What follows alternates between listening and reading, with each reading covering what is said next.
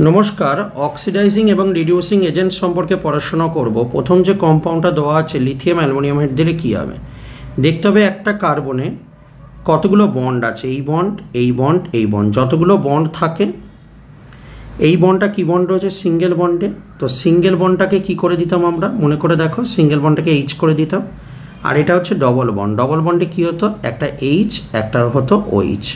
তাহলে কী হচ্ছে বেঞ্জিনের সঙ্গে CH2OH, বেঞ্জাইল অ্যালকোহল হবে, মানে অপশান সি।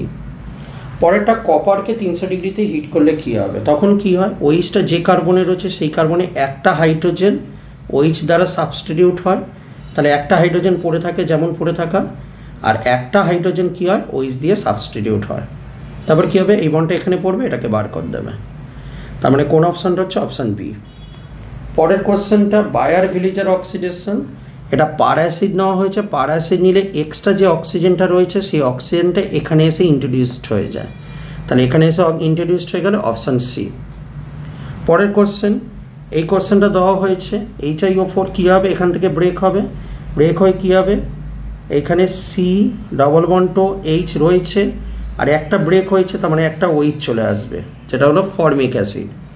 আর এইটা কী হবে, এইটা হবে CH2OH, আর একটা কী হবে, আর একটা ওইচ চলে আসবে, কারণ এখান থেকে ব্রেক করেছো, তাহলে এখান থেকে কী হবে, জল বেরিয়ে যাবে, জল বেরিয়ে গেলে CH2 ডবল বন্ড ও তৈরি হবে। এই দুটো কম্পাউন্ড তৈরি, এই দুটো কম্পাউন্ড কোথায় লেখা আছে, অপশান সিতে, তার মানে অপশান সি হবে অ্যান্সার। কোশ্চেন নাম্বার 5, এটা হাইড্রোবোরেশন রিয়াকশান।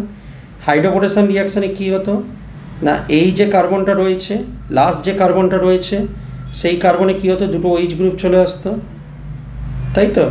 আর এই কার্বনে কী হতো, দুটো হাইড্রোজেন চলে আসতো।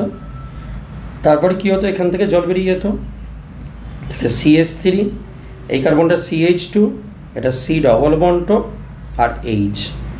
ওকে, এইটা হলো আমার কাছে অ্যান্সার। এই জিনিসটা কোথায় রয়েছে, অপশান বিতে রয়েছে, তার মানে অপশান বি হলো আমার কাছে অ্যান্সার। তো এই ছিল আমাদের অক্সিডাইজিং এবং রিডিউসিং এজেন্টের প্র্যাকটিস কোশ্চেন।